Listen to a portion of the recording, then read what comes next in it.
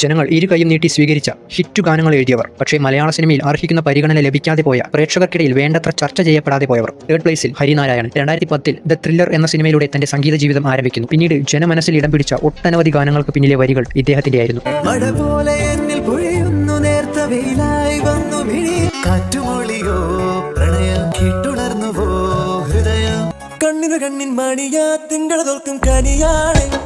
Second പ്ലേസിൽ Anu Elizabeth 2012 Shaan റഹ്മാന്റെ മ്യൂസിക്കിൽ ആദ്യത്തെ സിനിമ ചെയ്യുന്നു. ആദ്യ സിനിമയായ തട്ടത്തിൻ മറയത്ത് ജനങ്ങൾ ഇരു കൈയും നീട്ടി സ്വീകരിച്ചു. അന്ന് ഈ എഴുത്തുകാരി ജനങ്ങൾക്കിടയിൽ ഒരു ചർച്ചയായി മാറി.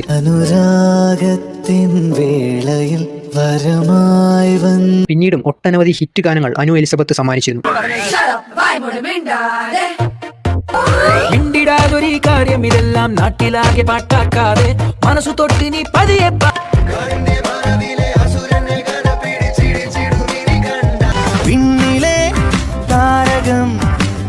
ഫസ്റ്റ് പ്ലേസിൽ സന്തോഷ് വർമ്മ 2004 ചതിക്കാത്ത ചന്തു എന്ന സിനിമയിലൂടെ തന്റെ സംഗീത ജീവിതം ആരംഭിക്കുന്നു. ജനമനസ്സ് കീഴടക്കിയ ഒട്ടനവധി പാട്ടുകൾക്ക് വരികൾ എഴുതി. ഇപ്പോഴും സന്തോഷ് വർമ്മയെ അധികം ആർക്കും അറിയില്ലെങ്കിലും അദ്ദേഹത്തിന്റെ പാട്ടുകൾക്ക് ആരാധകർ ഏറെയാണ്.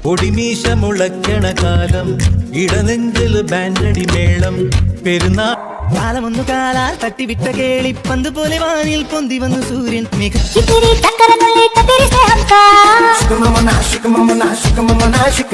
പാൽവർണ്ണ കുതിരമേലിരുന്നൊരു തണ്ണീര പാമ്പിനെ എതിർക്കുവാൻ പുറപ്പെടുന്നേ.